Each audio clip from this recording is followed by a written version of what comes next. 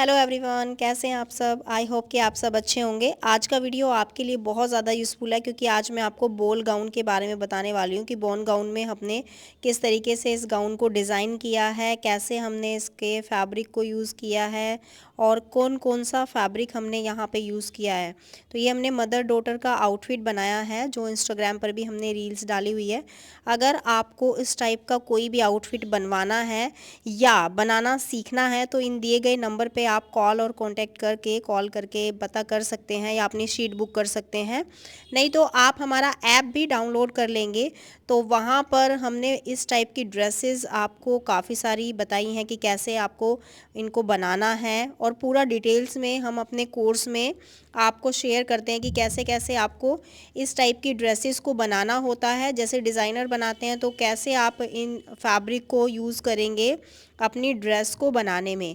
तो यहाँ पर हमने जो यूज़ किया है लाइक्रा फ्यूजिंग लाइनिंग के ऊपर, क्योंकि इस लाइक्रा फ्यूजिंग को अगर हम लाइनिंग पे पेस्ट करते हैं तो बहुत अच्छा फिनिशिंग आता है अंदर से भी, क्योंकि ये जो लाइक्रा फ्यूजिंग है ये हम सिर्फ़ और सिर्फ लाइनिंग के ऊपर पेस्ट करेंगे। तो सबसे पहले हमने ब्लाउज़ जो हमारा बॉल गाउन है उसका अपर वाला पार्ट कटिंग किया है। तो यहाँ पर हम स्मॉल साइज़ में तो बना रहे हैं, लेकिन आपने देखा कि स्मॉल साइज़ भी हैवी साइज़ था। तो मतलब वो बच्चे का जो साइज़ है, बच्चे का जो डिज़ाइन है, उनको कहीं से भी अपने साइज़ का आउटफिट नहीं मिलता है, इसीलिए उन्होंने ये आउटफिट डिज़ाइन कराया था, क्योंकि बच्चों में भी इनका नहीं मिलता और बड़ों में भी नहीं मिलता। तो उनका फिटिंग आता ही नहीं है रेडीमेड आउटफिट में, इसीलिए हमने उनको डिज़ाइन करके दिया उनके बर्थडे पर। तो इस तरीके से हमने पहले अपर वाले पार्ट को कटिंग किया है और अपर वाला पार्ट भी हम यहाँ पे प्रिंसेस में बना रहे हैं। तो प्रिंसेस का शेप हम यहाँ पे कटिंग कर रहे हैं, बच्चे के अकॉर्डिंग कटिंग करेंगे।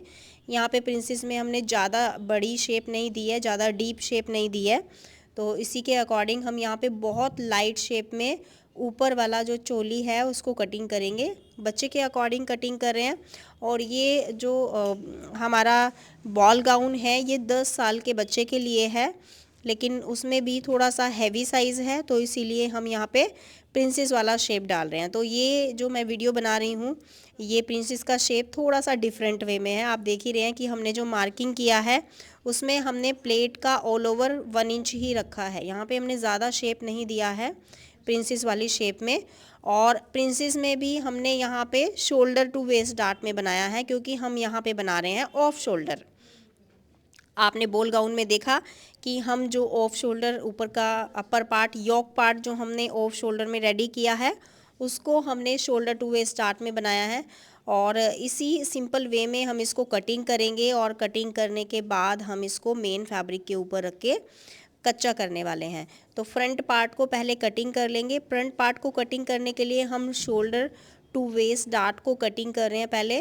तो सबसे पहले आप ये जो सेंटर वाला पार्ट है इसको कटिंग करके अलग कर लेंगे, और जो डार्ट हमने ऊपर शोल्डर में लगाया है और जो डार्ट हमने नीचे वेस्ट के नीचे लगाया है, इन दोनों डार्ट में से एक्स्ट्रा फैब्रिक को निकाल लेंगे। तो इस तरीके से आपको यहाँ पे शेप देना है।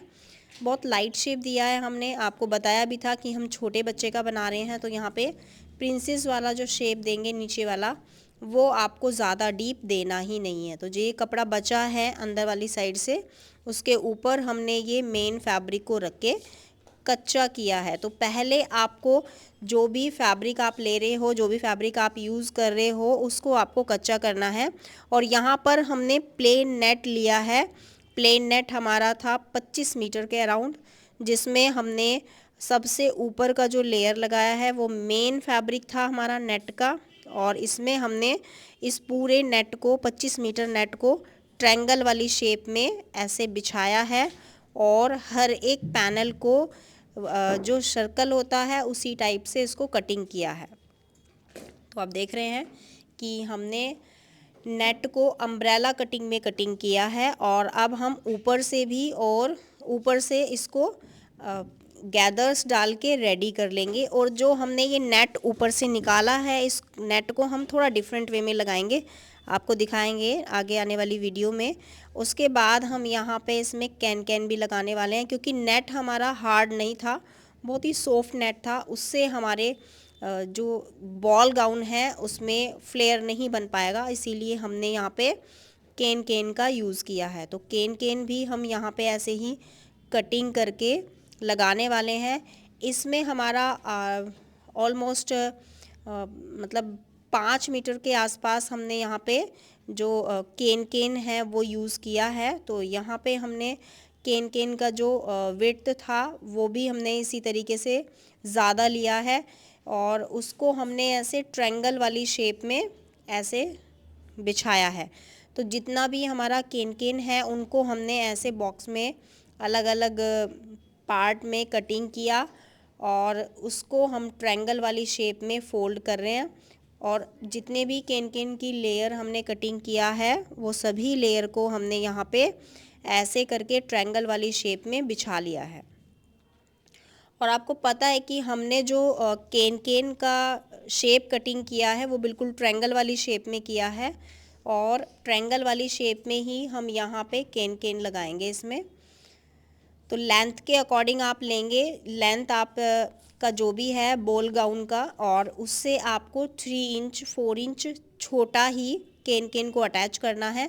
क्योंकि कई बार क्या होता है कि हम आउटफिट बना देते हैं और हमारा जो केन केन है वो नीचे से दिखाई देता है। तो ये चीज़ का आपको ध्यान रखना है कि आप जब भी केन केन को कटिंग करते हैं तो लेंथ वाइज आपको इस तरीके से उसको अटैच करना है कि आपका केन केन नीचे से नज़र नहीं आना चाहिए। और केन केन को लगाने के बाद, कटिंग करने के बाद हमने केन केन को सभी पार्ट्स को जॉइंट किया है और उसके बाद हमने ऊपर से प्लेटें डाल के अपने घेरे के अकॉर्डिंग उसको रेडी कर लिया है। तो सीज़र से कटिंग करना बहुत मुश्किल होता है वैसे केन केन को, और काफ़ी सारी लेयर हैं तो बहुत मुश्किलों से हमने केन केन को कटिंग किया है। और केन केन कटिंग करने के बाद सीज़र ख़राब भी हो जाता है। तो इसीलिए आपको स्पेशली एक ऐसा सीज़र रखना है जिसमें आप वर्क वाला फैब्रिक, कैन कैन, इस टाइप का फैब्रिक आप अपनी सीज़र से कटिंग कर पाएँ, जिससे आपका सीज़र भी ख़राब नहीं होगा। ख़राब वाली सीज़र आप यूज़ करेंगे तो यहाँ पे आप देख रहे हैं कि कितना मुश्किल हो रहा है केन केन को कटिंग करना। केन केन को कटिंग करने के बाद अब जो भी हमारे ये लेयर हैं इन सभी लेयर को हम जॉइंट करेंगे। तो मैं एक बार आपको दिखा देती हूँ कि यहाँ से हमने केन केन को अलग कर लिया है और नीचे से भी हमने यहाँ पे केन केन को अलग कर लिया है। दोनों पार्ट को आप ऐसे अलग कर लेंगे और जो सेंटर वाला केन केन है उस केन केन को हम यहाँ पे जॉइंट करेंगे। अब केन केन के बाद हम यहाँ पे जो हमारा नेट है उस नेट को हम रेडी कर रहे हैं। तो जितना भी 25 मीटर हमारा नेट था उस पूरे नेट पे हमने कलियाँ कटिंग किया है और उनको जॉइंट किया है। और जॉइंट करने के बाद नीचे वाली साइड हम क्या कर रहे हैं, वहाँ पे हॉर्स वायर लगाएंगे। तो पहले हम नेट को पूरा रेडी कर लेते हैं। नेट को ऊपर से हमने गैदर्स डाल के रेडी किया है और अपनी वेस्ट के अकॉर्डिंग आपको यहाँ पे रेडी करना है। तो वेस्ट का जो भी आपका साइज़ है उसके अकॉर्डिंग आप अपने नीचे वाले पार्ट को रेडी करेंगे। अब यहाँ पर हमने जब तक कच्चा भी कर लिया है, आप देख सकते हैं कि जो ऊपर वाला चोली है उसमें हमने कच्चा करके और लाइनिंग के साथ इसको पूरा अच्छे से कच्चा कर लिया है। मेन फैब्रिक, लाइनिंग दोनों पार्ट को। जहाँ पे हमने सिलाई लगानी है वहाँ पे हम जो मोती हैं उनको प्लास से निकाल रहे हैं ताकि हमें सिलाई लगाने में आसानी हो। तो इस तरीके से आप मोती को हटा देंगे और अपना सिलाई लगा देंगे। जहाँ पर भी आपको सिलाई लगानी है वहाँ से मोती को निकाल के तब सिलाई लगाएंगे, अदरवाइज़ हमारा मशीन भी ख़राब हो जाता है मोती के ऊपर सिलाई लगाने की वजह से। तो सेंटर से हम यहाँ पे इसको जॉइंट कर रहे हैं। देखिए बैक वाले पार्ट में हमें यहाँ पे लगाना है ज़िप। तो इसमें हमने बैक पार्ट में ज़िप लगाया है। ज़िप लगाने के बाद हमने यहाँ पे बो लगाई है। लेकिन अभी यहाँ तक हमारा जो गाउन रेडी हुआ है इसमें अभी फिनिशिंग बाकी है। यहाँ पर हमने अपर वाला पार्ट और जो नीचे का घेरा है उसको रेडी करके सिर्फ अटैच किया है। अब हम यहाँ पे लेंथ कट करेंगे। तो डमी पे लगाने के बाद आपको यहाँ पे लेंथ कट करना है, क्योंकि कई बार क्या होता है हमारा लेंथ अनइक्वल आ जाता है। जैसे हम सर्कुलर में अपना घेरा कटिंग करते हैं तो क्या होता है कहीं कहीं से हमारा फैब्रिक नीचे की तरफ से लटक जाता है, तो उसकी वजह से हमारा जो घेरा है वो अनइक्वल हो जाता है। तो अभी हम क्या कर रहे हैं यहाँ पे, जो हमारा नीचे का घेरा अनइक्वल हो रखा है उसको हम इक्वल करके कटिंग करेंगे और उसके बाद हम यहाँ पे हॉर्स वायर लगाएंगे। सबसे नीचे वाला जो हमारा लेयर है उसमें हमें हॉर्स वायर लगाना है और जो इसके ऊपर हमने यहाँ पे साटन वाला फैब्रिक दिया है ये हमारा जापानीज साटन है, तो जो बहुत शाइन कर रहा है और इसकी वजह से हमारा जो ड्रेस है उसमें 4 चांद लग गए हैं। इसका कलर बहुत अच्छा लग रहा है इस अंदर वाली लाइनिंग को लगाने की वजह से। तो यहाँ पर हमने अंदर वाली लाइनिंग को अटैच करने के बाद ऊपर वाला लेयर रेडी किया है और ऊपर वाला लेयर रेडी करने के बाद हमने इसका जो योक पार्ट है वो अटैच किया है। तो बैक में हमने यहाँ पे जिप लगाया है और बैक में ही हम बो भी लगाएंगे। वो बहुत ही ब्यूटीफुल लग रही है हमारी ड्रेस में, जो मैंने आपको स्टार्टिंग में दिखाया भी था। तो उसके बाद हम यहाँ पे हॉर्स वायर लगाएंगे। जो प्लेन नेट हमने दिया है, हॉर्स वायर लगाने से क्या होता है हमारी नेट में थोड़ा सा बाउंस आ जाता है।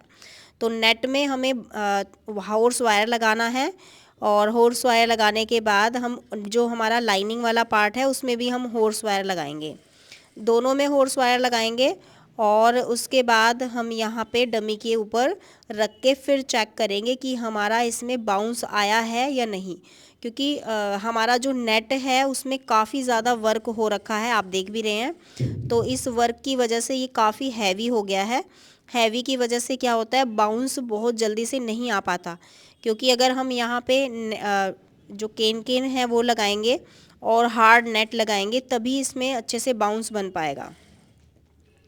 तो यहाँ पर हमने इसको लेयर वाइज सारी लेयर जितनी भी लेयर है ना, ये सारी लेयर हमने इसको अच्छे से इक्वल कर दी हैं, क्योंकि अंदर वाली साइड से क्या होता है हमारा जो नेट है वो नेट हमारा अनइक्वल हो जाता है, कहीं से ऊपर उठा होता है कहीं से फोल्ड हो रहा होता है। तो पहले आपको ऊपर वाली लेयर को ऊपर करके उसके बाद हम सारी लेयर को इक्वल करेंगे और इक्वल करने के बाद हम ऊपर वाला जो हमारा लेयर है उसको नीचे की तरफ करके तब उसे रेडी करेंगे।